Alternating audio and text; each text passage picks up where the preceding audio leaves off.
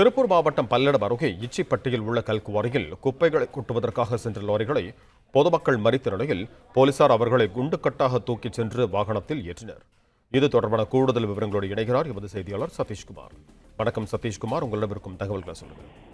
வணக்கம். திருப்பூர் மாவட்டம் பல்லடத்தை அடுத்த இச்சிப்பட்டி பகுதியில் செயல்பட்டு வரும் கல்குவாரி ஒன்றில் திருப்பூர் மாநகராட்சி பகுதி குப்பை கொட்டு வந்த 3 லாரிகளை அப்பகுதி சேர்ந்த பொதுமக்கள் நேற்று சிறைபிடித்து போராட்டத்தில் ஈடுபட்டனர்.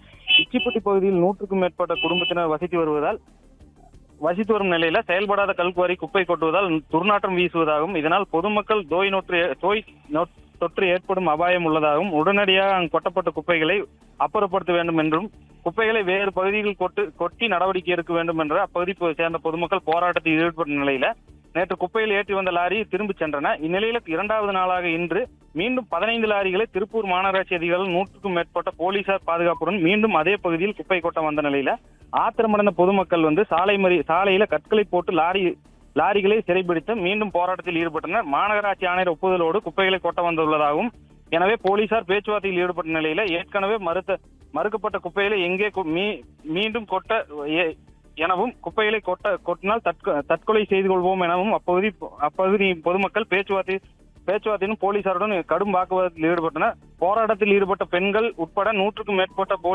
மேற்பட்டவரை போலீசார் கைது செய்து முயன்றது. அப்பகுதியில் முழுவதும் பெரும் பரபரப்பு சூழ்நிலை ஏற்பட்டது. இந்நிலையில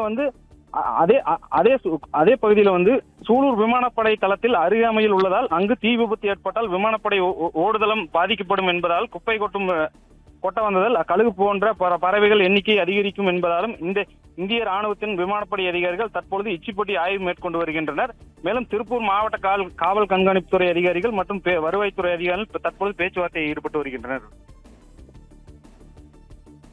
தகவல்களுக்கு பிளே ஸ்டோர் மற்றும் ஆப் ஸ்டோரில் இருந்து பாலிமர் செயலியை QR கோடு மூலம் பதிவிறக்கம் செய்யுங்கள்.